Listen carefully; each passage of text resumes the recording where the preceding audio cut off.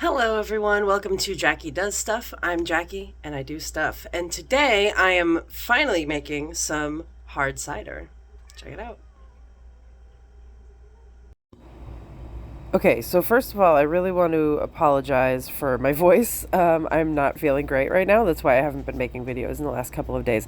But I'm finally starting on this cider. So here are some of the materials that I have set out. I have this pot to boil some water in. I have this measuring cup that I'm going to measure out 3 liters of water into the pot. This is dextrose corn sugar, which is going to be added to the concentrate, which is this right here that you see in front of you.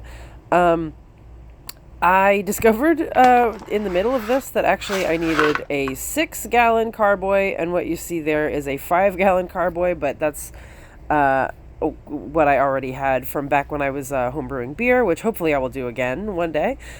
Inside the carboy is a Star San mix. Star San is a pretty popular homebrewers sanitizer, so you mix like an ounce of it with 5 gallons of water. It's very, very powerful.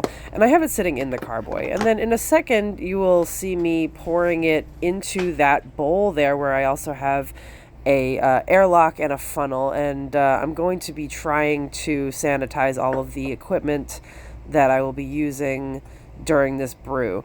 This is only going to be like a 7-day brew, so it's not that big of a deal, I guess. But when you're dealing with fermenting, you're going to want to try your best to be as sanitary as possible, because since we're introducing microbes, our goal is to foster microbial growth. So wherever our microbes are going to be growing, undesirable microbes will also be growing, and we don't necessarily want that. So what you see me doing here is I'm taking my measuring cup and I am adding 3 liters of water to this here pot, and I'm going to bring it to a boil, and then I'm going to add 2 pounds of the corn sugar, the dextrose, to it to kind of dissolve it before I add it to the carboy. The recipe wasn't super clear on that, but that's what I chose to do because the sugar, of course, dissolves the best when the water is hot, so that seemed the best time to add it to me. And then kind of like how we did the kombucha, which you see there on the stove top in front of you, we are going to then cool it down with cooler water, kind of like how I'm doing here. I'm just getting it right out of my fridge. And you will see me do that in a little bit.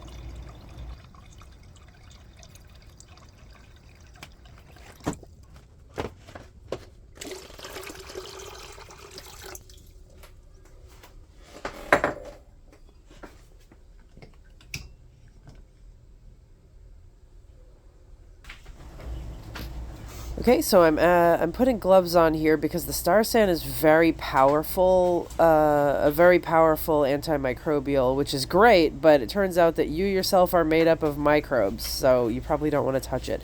Now, what I'm about to do is kind of going to be a do as I say, not as I do situation. Because I'm about to pick up that whole carboy and dump some of it into that bowl. Now, I do that because I'm very confident in my ability to be able to lift it up and to be able to manage it. But 5 gallons of water is quite heavy, so if you don't feel like you can lift it, in fact, I'm going to go ahead and say don't do this. But I did it because I felt confident in my ability to do that. But yeah, if you've never homebrewed before, they actually make these straps that you can put around the carboy that help you to pick it up and move it, because it can be really awkward grabbing that shape and trying to move it around, and the straps are really invaluable. I didn't use it this time because mine is still down in the basement, which you might have seen from a previous video. The basement is kind of a biohazard right now, and I didn't really want to introduce that into the mix. But yeah, I'm trying to make sure that I get everything sanitized at least a little bit, and then you do have to let it evaporate. So I've filled the entire carboy with the mix, and then I'm about to kind of like take it and dump the rest of it down into the sink, and then I do have to let it sit for a second before I add the rest of the material into the carboy, which I am about to do. Yeah, that sanitizer that leaves those big bubbles, which I think look really pretty, actually. So yeah, I'm going to take the dextrose, and I'm going to go ahead and measure out 2 pounds using my handy dandy kitchen scale.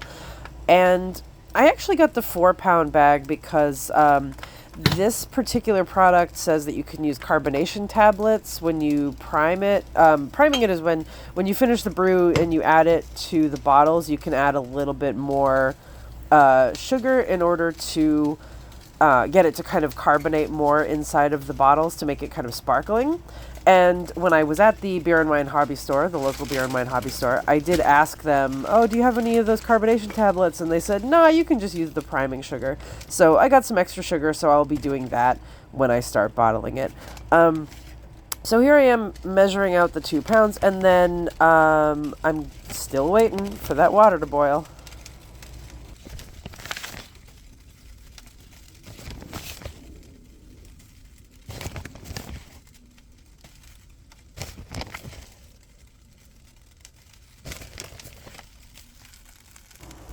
Oh, there's Luna. Yeah, it looks like Luna, my cat, she heard the sound of the water boiling, or the water underneath the pot, and got very confused and wanted to check it out. And I was like, no, don't check it out too close.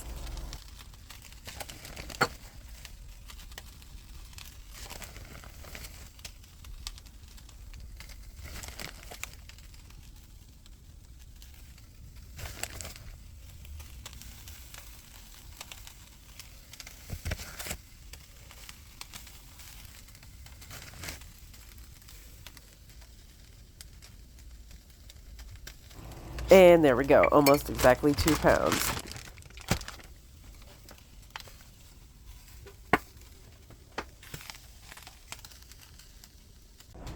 So now I'm standing up the carboy and I'm getting the funnel ready and such, because like I said, you have to let it evaporate a little bit. It doesn't necessarily work while it's still wet. It has to at least have a couple of minutes to evaporate. So I'm taking that funnel out, and I am putting it inside of there, and I'm letting everything sit for a second while I get my ducks in a row.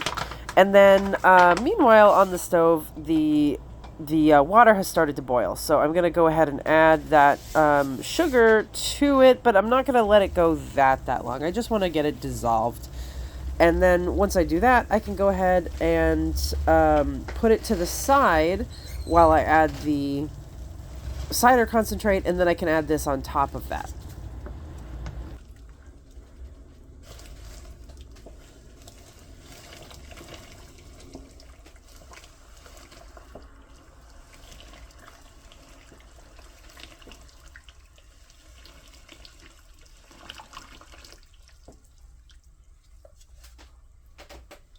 Using the time-honored trick of just kind of sticking the Pyrex into the hot water in order to dissolve some of that stuff out of the bottom of it there.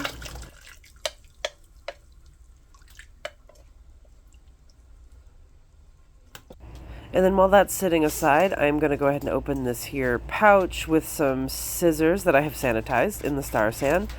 And I'm going to then add the concentrate to the carboy. But you'll see in a second when I open it, I am very surprised to discover that there's other stuff in there. I was not expecting that. So you can kind of see me consulting the tomes right there on camera in front of you. Because, of course, I wasn't going to open the pouch before I was ready to work because it's, raw concentrate. So I was not prepared for that. But yeah, inside of there were some instructions, some yeast, some sweetener, and some flavoring that I'm going to add later at bottling. But yeah, once I got those sorted out and figured out what that is, I try to show you the concentrate. Fail at that. And then I go ahead and I pour it into the carboy. And one of the cool things about this pouch actually is that I can kind of wring it out. So the instructions say that you should rinse it out with some water, but actually I kind of didn't need to. I can kind of just wring it with my hands like a toothpaste tube into the funnel. So that was kind of satisfying actually.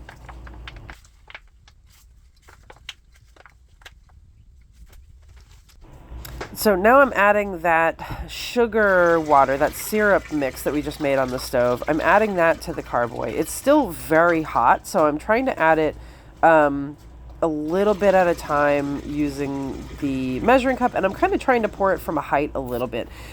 You're really not supposed to add hot liquid to glass because changing its temperature very quickly can shatter it. But my thought here is that if I'm because I allowed it to cool down a little bit, and because we're pouring it from a height, and because we're pouring it directly down into the concentrate, that will kind of soften the blow a little bit. And this is another moment of do as I say and not as I do. You can see me lifting a giant pot of freshly boiled water up over my head and pouring it down into the carboy. I'm doing that because I'm confident in my ability to do that. If you are not confident in your ability to do that, perhaps don't. And in fact, maybe don't. Now what you see me doing here is topping up the carboy using cool water from my fridge's filtered water dispenser. And I'm topping it up to a little bit over 5 gallons. And this actually takes like kind of a long time because of the way that I did it. Because I'm only kind of filling up this measuring cup up to 4 cups and then pouring it in by hand like that. This actually takes me almost like a half an hour to do. It was kind of meditative, actually. It was pretty nice. Now, the other thing that I needed to consider here is that the recipe called for 6 gallons of water, and my carboy only fits a little bit more than 5. So I kind of had to make a judgment call of how much water I wanted to put in here. So what I do is I top it up to 5 gallons, and actually this carboy has those little ridges in it, which I discovered while I was doing it this time around. Those are about equal to the gallon marks. So I'm going to pour it up to that gallon mark that you see where like the shoulders of the carboy are, and that's about 5 gallons. And I'm going to kind of try to pour a little bit more than 5, and I'm trying to make a judgment call about how much more than 5 gallons I want to put in. I definitely can't fit 6 gallons in there, but can I fit 5.5? Can I do 5.25 gallons? It kind of, because what I need to do is I need to make sure that I leave what's called headroom, which means space between the top of the water and the spout of the carboy. And the reason I need that is because gas is going to build up inside of the carboy. That always happens when you ferment, because the little yeasts are going to be inside the liquid, and they're going to be eating the sugars, and they're going to be creating all these gases, and the gases are going to float to the top, and that's what makes it all bubbly and sparkly. And then the bubbles have to kind of push upward and outward. And if the surface of the liquid is too close to the mouth of the carboy, that is going to create it's going to create like a lot of pressure, and it might actually blow the top. That has actually happened to me before. So headroom is quite important, but how much headroom, I guess that kind of depends on your on the project that you're doing. And so you got to make a call on that. That's where the craft of this comes in. That's where experience comes in. I don't have that much experience, but everything is data. So this time around, the amount of headroom that I picked happened to be good. I could have probably even done a little bit less headroom, but I have definitely made homebrews before where the liquid was way too close to the top of the carboy, and it created a real problem for me. So just keep that in mind if you're ever going to homebrew your own stuff.